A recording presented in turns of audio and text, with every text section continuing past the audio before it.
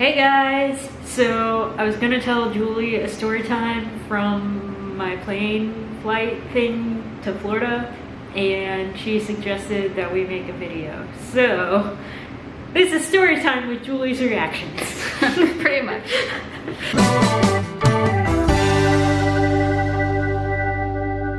I took notes on my phone because I didn't want to forget things that were, I thought, semi-important. So let me pull up the note. It's long. Here, I'll just... there. Okay, where do I start? How do I start? So, just for reference, in case you don't know or haven't seen any vlogs, this is on from our trip to Florida. Yeah. Her flight from Baltimore to Fort Lauderdale. Which is like a 2-hour and 40-minute flight. It wasn't very long. It felt long, but it wasn't long. It felt long because of everything that I'm about to say. So I just want to say that I know we all have bad days. I need to say that before I get into this because I'm pretty sure the story time has to do with somebody else's bad day. Okay. So I know we all have bad days. I'm not making fun of him for having a bad day. It just made everybody else's flight not great. Made everybody else have a bad day? Yeah, basically. I mean, I didn't really have that bad of a day, but he was right behind me. Oh, okay. So, first of all, it was raining in Baltimore, it was raining in Fort Lauderdale, and basically like our entire flight path was over storms. So it made for a very, very, very bumpy ride. Like, I wouldn't say it's like the worst turbulence I've ever experienced. It was just constant, not like constant, like we had breaks, but it was going and going. So the captain came on at the beginning of the flight and was like, hey, we're gonna hit a lot of rough air, so I'm just gonna keep the fasten seatbelt sign on the whole time. He goes, you could get up, he said, get up to go to the bathroom at your own risk, basically. But he also made like several announcements through like, hey, it's too dangerous, like, and he said that he was going to try and find smooth air. Apparently that never happened.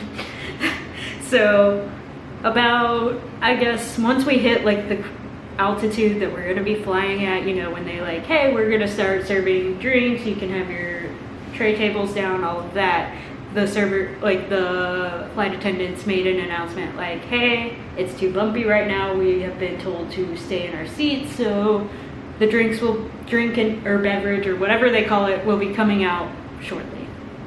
Like, and so they made that announcement, and then they came by and took all of our orders, and they gave out, like, I was in row 15. I would say they gave out like the first 5 rows, and then the captain told them to take their seats again. And so this happened like 3 or 4 more times. Like, they made the announcement of like, hey, don't, like, we're sorry that it's taking so long to get your drinks to you. It's very rough air, we have to stay in our seats. We recommend that you stay in your seats too, which was fine. I was trying to watch Mary Poppins Return, the internet wasn't working, I got like 20 minutes of it in.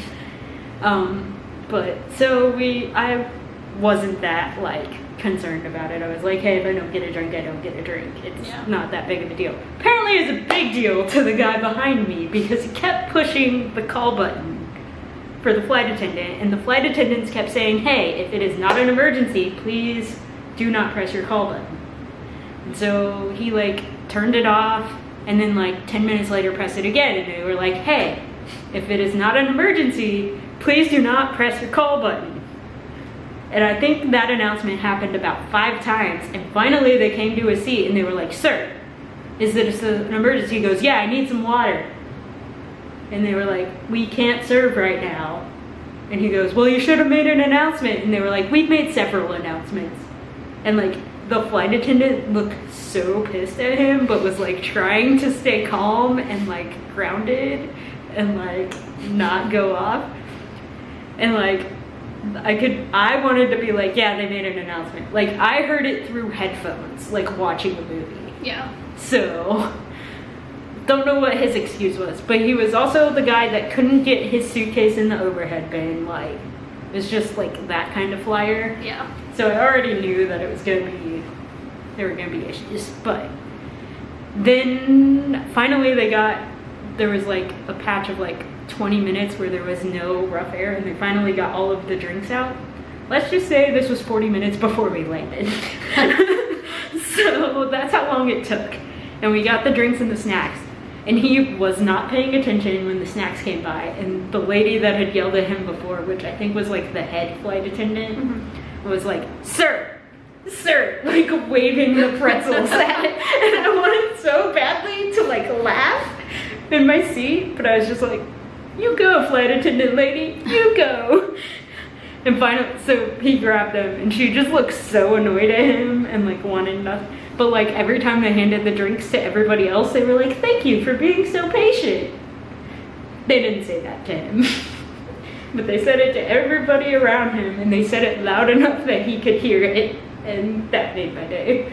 Because I was like, it's a flight. There are things that are not going to go well, especially when it's bumpy. And the captain told us it was going to be bumpy, but he was just annoying, and he was behind me, and he was complaining about everything, like, loudly. I could hear him the whole time. One of those people. One of those people that, you know, probably did not fly a lot, or if he does, he, like, gets annoyed with, like, things not going as smoothly as he would like, and he wants it to be on, like, his own terms. Did I forget anything? Let me see. Because I feel like... Oh, no. I got it all.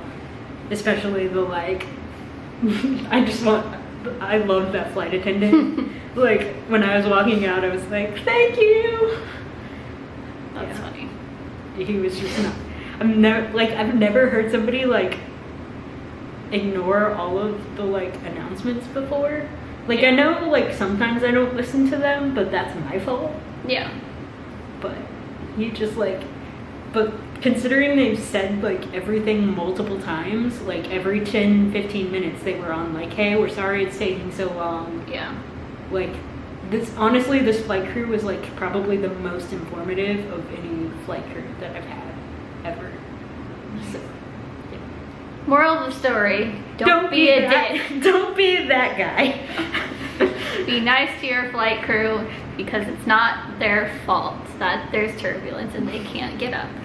They can only do so much, and they're trying to be just as safe and keep the rest of us safe, so don't be a dick to them. Yeah. And comment down below what you would do if you were the flight attendant in that situation. Also, give this video a thumbs up if you want to see more story times. I'm sure we can figure some out. Yep. Okay, bye guys.